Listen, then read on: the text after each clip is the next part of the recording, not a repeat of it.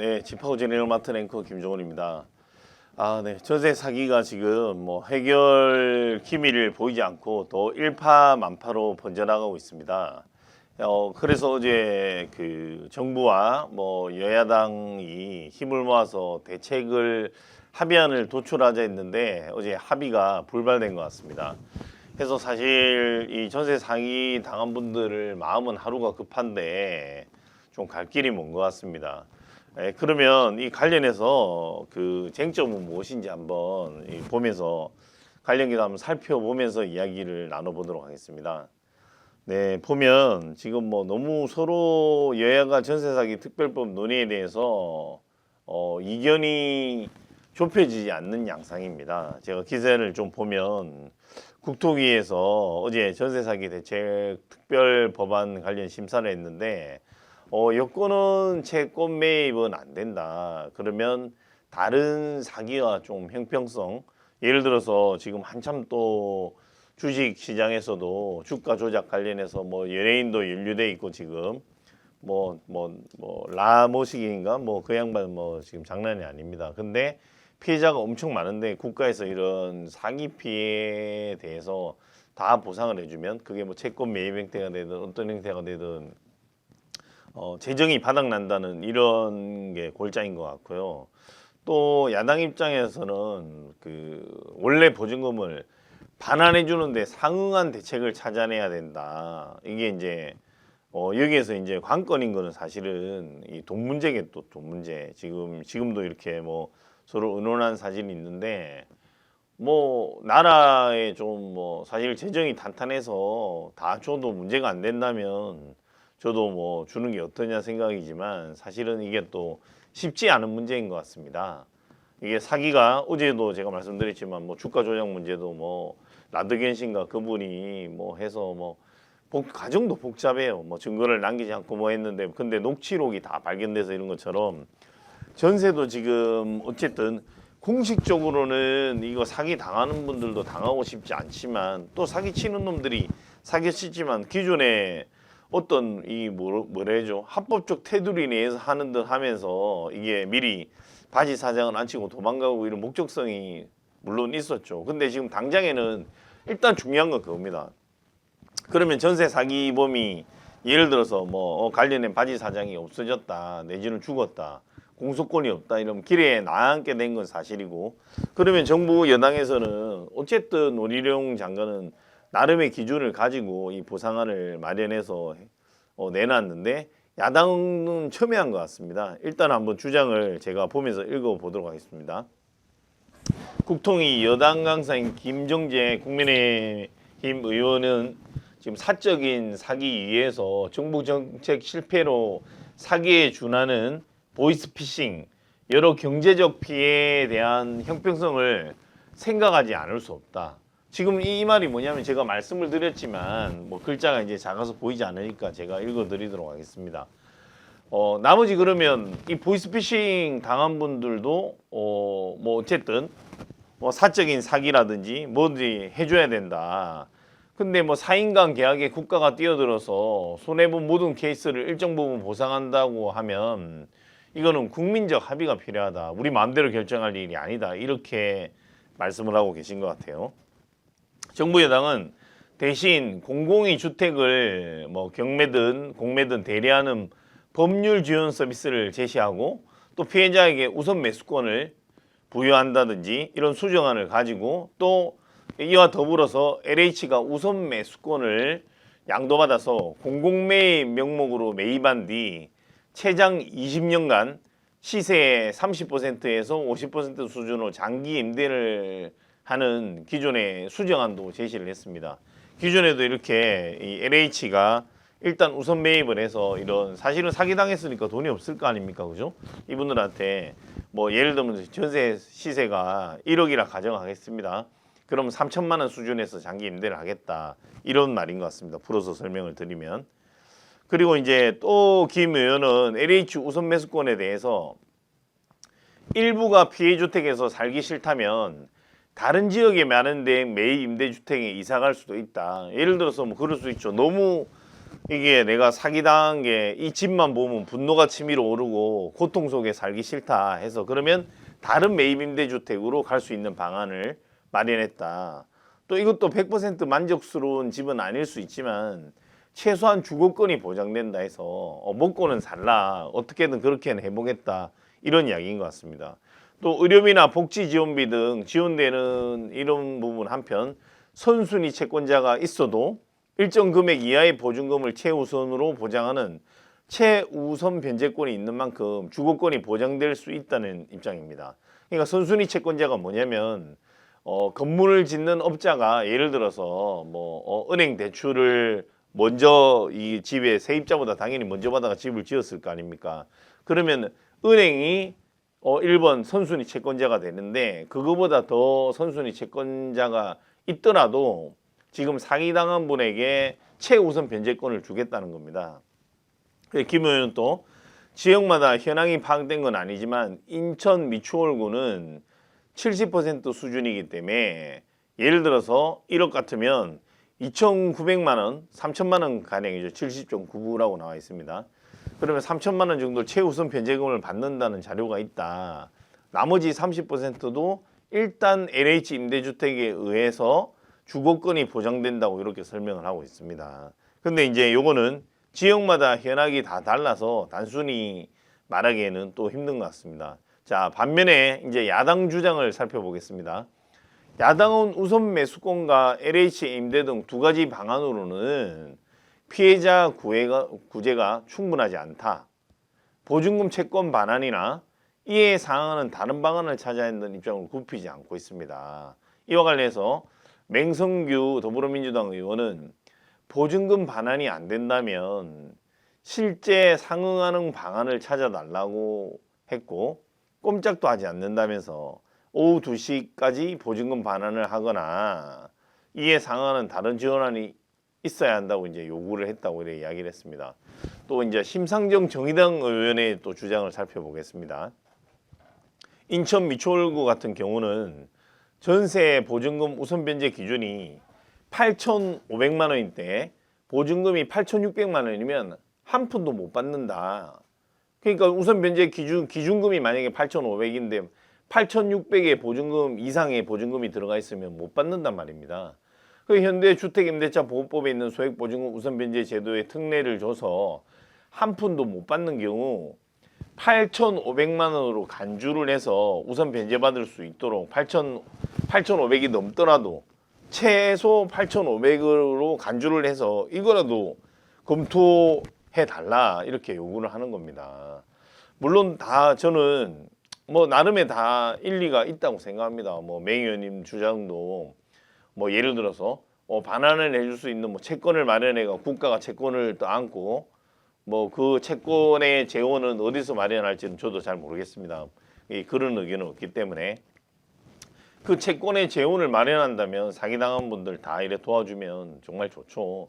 근데 일단은 그 채권 자금 마련에 대한 안이 있어야 될 것 같고요.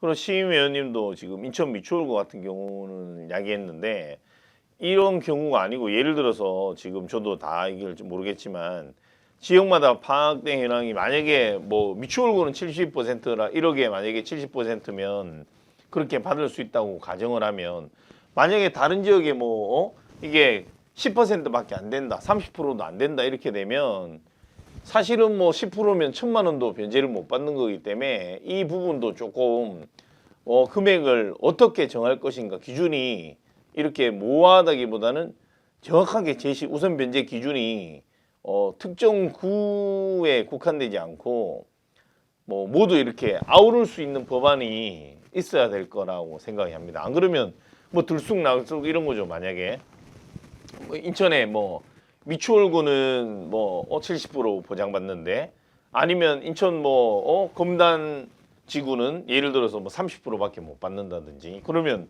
너무 서로 간의 갭이 크기 때문에 피해자들끼리도 이게 수긍이 안 가고 형평성이 어긋나다.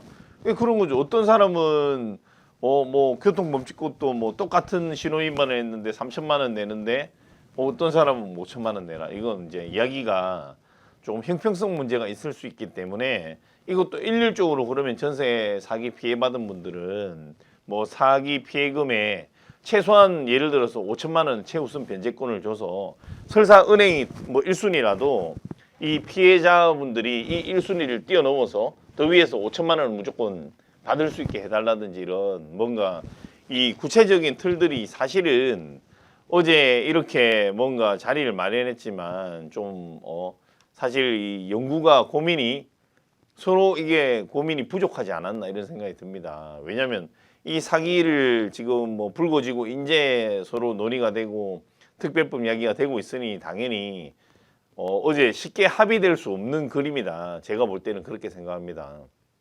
이런 게 구체적으로 마련 안 된 상태에서 뭐 덥석 그렇게 할게라고 하면 또 분쟁의 소지가 많은 것 같습니다. 자, 여기서 또 하나 더 살펴보면 야당은 피해자 인정 범위를 확대한 주장도 계속 내놨습니다. 야당이 허정식 민주당 의원은 회의 중간에 기자들과 만나 깡통 전세도 사기성 인정되면 전세 피해로 보는데 어떻게 사기로 볼 건지에 대한 규정이 모호하다. 이게 그렇습니다. 이거 사기를 받았다는데 어떻게 사기 어디까지가 사기인지 지금 이 기준도 조금 모호하다. 그 미추홀구의 사례, 빌라왕 사례가 다 다르다. 예를 들어서 뭐 빌라왕의 사례는 해도 바지 사장을 앞세우고 뭐 건물을 지을 때부터 건물값을 부풀리고 뭐 이런 경우도 있고 또 다른 경우도 있고 또 상업용 빌라 사기 사건은 주택이 아니라서 비슷한 사기는 비슷하게 당했어요. 똑같이 바지 사장하고 원래 가격보다 부풀려서 상가 계약을 했는데 경우의 수는 똑같지만 상가는 빌라가 아니기 때문에 주택이 아니기 때문에 피해자가 아닐 수 있다. 그런 부분까지 논의가 돼야 된다는 게 이 민주당 허정식 의원의 주장이고 해서 그러고 어제 오후에 또 회의가 계속 논의가 됐지만 결국은 대책이 나오지 못했습니다. 왜냐하면 지금 제가 말씀드린 것만 해도 너무 서로 첨예하니까 합의 또 불발해서 이 오늘 기사에도 이래 나와 있지만 이게 합의가 사실은 되기가 힘들죠. 지금 말씀드린 대로 자 다시 한번 제가 리마인드 해드리면 야당의 큰 틀에서 그 민주당 맹 의원 주장은 채권을 만들어서 지금 돈을 전액 돌려줄 수 없지만 그에 상응하는 어떤 채권을 만들어서 발행해서 국가가 그 채권을 일단은 떠안고 피해자에게 돈을 돌려준다. 그러면 그 채권 금액은 어디 전체 금액을 할 것인지 어떻게 할 것인지 정해야 될 것이며 그 재원 마련이 돼야 된다는 전제가 또 있습니다. 그건 어떻게 누가 돈을 댈 것인가? 국토부가 예산을 마련할 것인가? 뭐 LH가 마련할 것인가? 안 그러면 뭐 범정부 차원에서 마련할 것인가? 그것도 국민적 합의가 좀 있어야 될 사안이고 그리고 좀 심상정 의원이 그 말씀하신 대로 의견대로 구마다 다른데 그러면 뭐 아까처럼 뭐 70% 이상 보장돼서 만약에 금액이 그래서 70%에서 아까처럼 그 뭐 가정을 하면 만약에 8천만 원이 기준입니다. 근데 8,100이야. 그럼 10원도 보상 못 받는다면 8천만 원이란 전제하에 8천이라도 보장받게 해주자 이래 말씀하셨습니다. 근데 이제 그게 구마다 다르다. 이게 또 합의가 돼야 될 거고 이걸 조금 더 사실은 지금 이 전세 사기가 우리가 뭐 원래 계속 이게 사실은 어제 오늘 일은 아니지만 지금 조직적으로 바지 사장을 앉히고 허그를 하는 곳에서 100% 보증을 하고 신규 빌레에서 감정평가사와 애초부터 평가 금액을 놀려서 매매가보다 전세가를 높게 잡아서 이 허그가 100% 보증을 해주는 맹점을 이용해서 2억짜리를 3억 받아서 3억 날았던 허그 보장 제도를 빼먹고 그리고 그 전세 사기 당할 피해자들 안심시키고 이 바지 사정은 나중에 사라져 버리는 파산 신청한다든지 예를 들어서 이 전과자가 그냥 사라져 버린다든지 이런 뭔가 조직적인 규모의 범죄였기 때문에 더 커지는 동안 대응을 못했고 여기에 대해서 또 등한시한 것도 분명히 있었던 것 같습니다. 해서 좀 여야 의원님들이 더 머리를 맞대고 이 구체적인 안을 형평성을 좀 갖추고 어떤 사람에게도 다 A든 B든 C든 똑같은 예를 들어서 그렇습니다. 뭐 전세금의 70%를 보증받는다. 50%를 보증받는다면 다 균등하게 해야 피해자들도 여기에 대해서 불만이 없는 거지. 예를 들어서 제가 뭐 어떤 구 예를 들어 뭐 서울 강서구는 100% 보증받는데 뭐 인천 미추홀구는 50% 보증된다면 또 불만이 있지 않겠습니까? 그게 30이든 50이든 뭐 제도의 형평성을 가져야 된다는 점. 그다음에 또 국가가 채권을 떠안고 예를 들면 이분들의 빚을 떠안으려면 다른 사기 금융 사기와의 형평성. 어제도 그러지만 뭐 라드견 그분이 지금 조사 과정인 것 같은데 이 전체 피해 금액이 얼마인가. 그리고 또 여기에 투자한 사람이 모르고 했는지 알고 했는지. 어제 녹취 파일 보니까 방송사에서 나온 녹취 파일에 보면 그러면 이런 소위 말하는 금융감독원이나 이런 조사를 피해가면서 우리가 투자할 방법이 없느냐, 들키지 않겠느냐. 우리는 뭐 대포폰을 쓴다. 노트북도 따로 갖다 준다 이런 것처럼 이런 분들은 그냥 단순 피해자로 보기 힘든 게 있습니다. 그럼 여기서도 또 피해자는 어떻게 규정할 건지 지금 아까 상가도 똑같은 케이스로 당했지만 상가는 피해자가 아닌지 피해자가 맞습니다. 제가 봤을 때. 그럼에도 불구하고 그럼 여기는 주택만 해당된다든지 좀 이런 부분들을 조금 더 이제 심사숙고해서 여기 매달려서 법안을 만들고 갖고 왔을 때 보는 사람도 이 정도면 수긍이 가고 우리도 동의해야 되겠다 이렇게 만든 게 맞지 않나고 이렇게 생각됩니다. 네, 지금도 이 사실 이 피해 사건이 사실 뭐 뉴스도 나오고 있습니다. 하루가 급한데 해결될 기미가 보이지 않는다. 실제로 지금 하루가 급한데 특별법 처리 또 불발돼서 이 부분이 인정 범위 놓고도 이견이 있고 여야가 지금 이런 첨예한 상황입니다. 하루빨리 이 뭔가 피해가 해결될 수 있는 법안을 마련되기를 기대해 봅니다. 네, 시청해 주신 시청자 여러분들 감사하고 저희 그 집하고 TV도 계속해서 전세 사기에 대해서 모니터링하고 이 사건이 해결될 수 있게 조언을 아끼지 않겠습니다. 저희 그 디지털 조선 TV 시청해 주신 시청자 여러분도 감사드립니다. 감사합니다.